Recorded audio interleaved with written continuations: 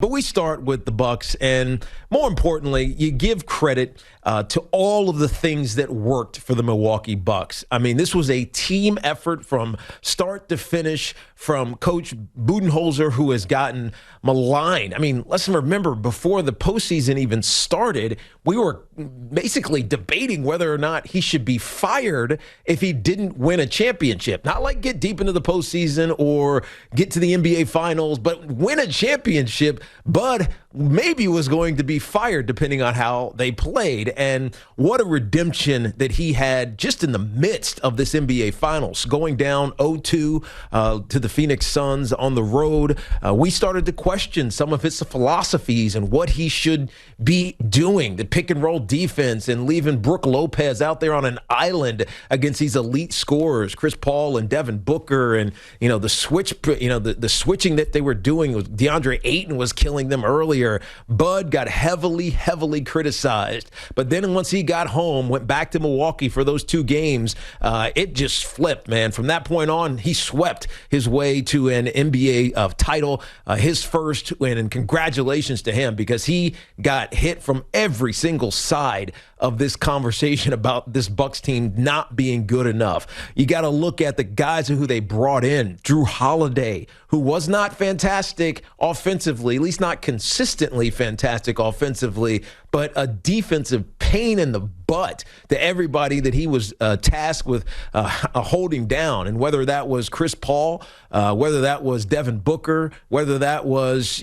switching and playing against some of these bigs, Drew Holiday got it done defensively. And without him, that addition of Drew Holiday, this Milwaukee Bucks team is not constructed to win an NBA championship. Chris Middleton has to fall into this as well. All those, great quarters and a couple of great games, despite some of his inconsistencies as well. He's been here as long as Giannis has been, going all the way back to 2013, and they finally got it done. And you have to give them credit. The Brook Lopez's of the world, the Pat Connaughtons of the world, the Bobby Portis, who when they decided to go small, kept them in the one advantage that they did have over the Phoenix Suns, which is their size. Bobby Portis came up huge, especially in the first quarter last night when both of these teams were struggling to get things going. You give credit to everybody. I'll even give a shout out to Mamadi Diakite. Who is he? He didn't play at all, but he's a Virginia alum. And he won a championship. He won an NCAA championship. He won a G League championship. And now he's won an NBA championship. Credit belongs to all of the Bucks. They got it done from start to finish. You give credit to the ownership. Congratulations for having patience and building this team the right way. But the story is easily the MVP of the NBA Finals, and that's Giannis Antetokounmpo. Now, Giannis is one of those guys who, and I said it, 2 weeks ago, and BT got on me about the lack of stories that were in this NBA Finals. And a lot of that was based on the fact that Giannis wasn't playing elite superstar basketball early in the NBA playoffs. In fact, we didn't even know if he was going to play in the NBA Finals because of that horrific knee injury, knee hyperextension that everybody thought, tore his ACL. In fact, it was no structural damage, and he came right back. But those first 2 games, he wasn't the Giannis that we saw in the last 4 games. And so there was some questions about Giannis. There were some questions going back into previous seasons. You go back to the year he won his first MVP in 2019, and they win 72 games or 71 games or whatever it was, the best team in the regular season that we've seen in a long time. And they get into the postseason. We all know what happens. They come up against the Toronto Raptors in the conference finals and get knocked out because Kawhi Leonard is playing just ridiculous elite level of basketball, out-energizing Giannis, guarding him, scoring more, all these things. And we start to question, Giannis, can Giannis get it done? He won the MVP, but can he get it done? He was 24 years old at that time. Last season, we all remember what happened.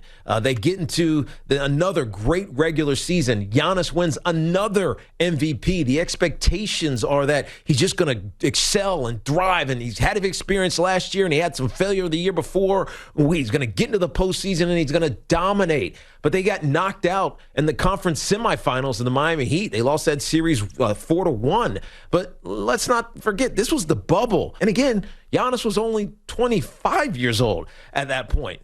Now, we fast forward to this year. And as we said yesterday, and we talked about coming off of their weekend victory in Game 4, Game 5, I should say, that Giannis was evolving. Like, his game was developing into something that only the pressure of being in a finals can give you, a determination and a grit. And I really care about every little thing started to grow and build. That, whatever knee injury was, it was gone. And nobody even talked about it after he started and played in Game 1 of this NBA Finals. And he gives a performance that is just epic. 50 points in a closeout game, 14 rebounds, maybe it's 13 rebounds, 5 blocks in this game. And he had a couple of goaltends. He was chasing down everything. Like, you talk about leaving it all on the line to win a championship. Giannis did that. And it's so amazing to see because we don't often see superstars do that as frequently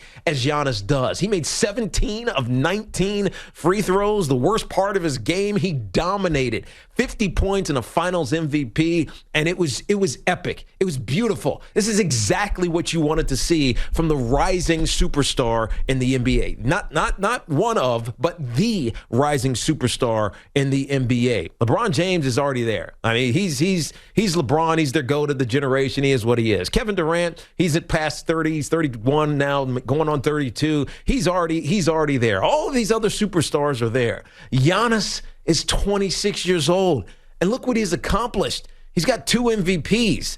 He's got a Defensive Player of the Year. He's got a championship ring and a Finals MVP to go along with an All-Star MVP, which until today I didn't realize he's only the second person in the history of the NBA to do that. The other one is Michael Jordan, and he did it all at 26 years old. Giannis is the story, the narrative that I've been clamoring for this whole postseason. Yeah, it would have been interesting if the Suns had won and they were ahead of schedule, and Devin Booker was evolving into a superstar, and DeAndre Ayton, fit the bill. The 3-and-D guys that we talk about, Mikal Bridges and others that are on this team, Jay Crowder, yeah, they're so well constructed. CP3 having a little bit of a redemption if they had won. I mean, yeah, that's an interesting story, but it's not one that lasts. One that lasts is one that you talk about for generations to come. And because Giannis is the great of this coming generation, him winning this championship is the story. It's the narrative that I wanted to see. I said this from the very first show that we did here on Tiki and Tierney. I watch sports because I want to see greatness. And because I am not a Milwaukee Bucks fan, because I am not a Phoenix Suns fan, the dog in the fight, it wasn't mine. I didn't have one. There's dogs fighting. They're running all around me, but it wasn't one of mine. The reason that this was a compelling and entertaining and forever memorable series is because Giannis Antetokounmpo became the story. He became the narrative that we will remember and talk about, and he did it in such epic fashion. And again, all those other guys, I'm not taking anything away from anybody else. I'm not saying what the Suns accomplished wasn't fantastic. It was fun. It was exciting. I think they have a really good future, and they have some decisions to make, which we'll talk about in our next segment, particularly around Chris Paul, who a lot of people believe will opt out of his contract, even though it's for $45 or so million. But the Suns are fun. They're engaging. They finally became that team that stopped underachieving, and they get to the NBA Finals. But it wasn't the story that I wanted to see. I would have talked about that one for a year. I wouldn't have talked about that one for the rest of my basketball viewing life. And Giannis gave it to me. Look at his stat line. 50 points. 16 of 25 shooting and 17 of 19 from the free throw line, 14 rebounds and 5 blocks. I mean, that is as epic a stat line as you could ever see. And he does it in a closeout game.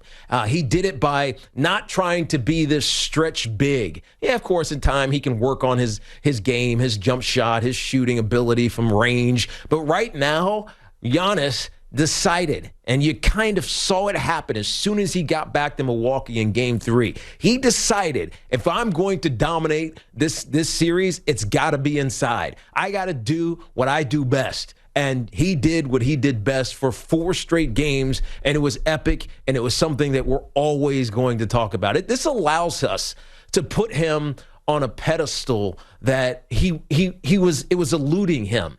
Right? Yes, he's winning MVPs, but he can't get deep into the postseason. Yes, he's winning Defensive Player of the Year and did it the year that he won an MVP, but he can't get deep in the postseason. And as a result, it kept him off of the pedestal.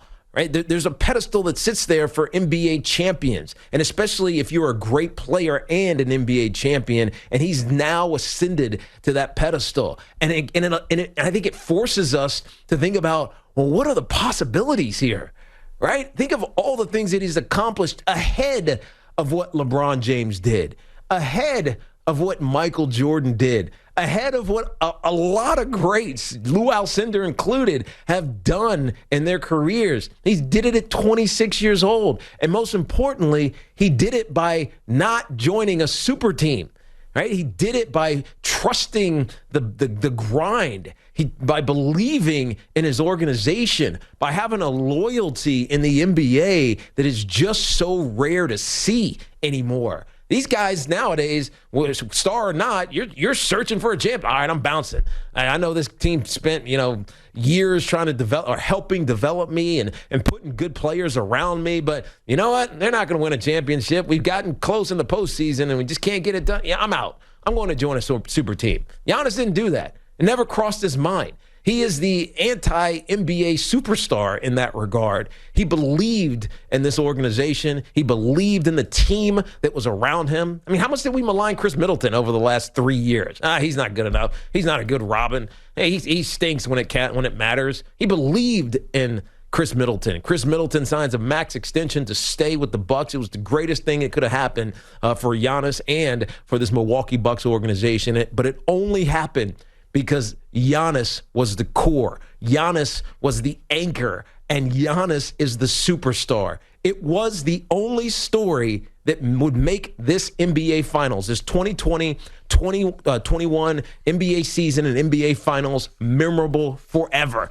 And I got to tip my hat and say, great job, Giannis. And not only that, he's such a good dude, man. He jokes about getting, oh, yeah, I won. Can you trade me now? I mean, it's just the levity that he brings, the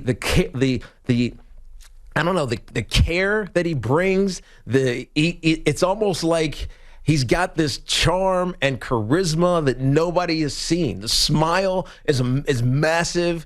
Giannis is a superstar. And unlike a lot of superstars in the NBA, he's a likable superstar. This is the story we needed to see, and I couldn't be more happy for Giannis and the Bucks.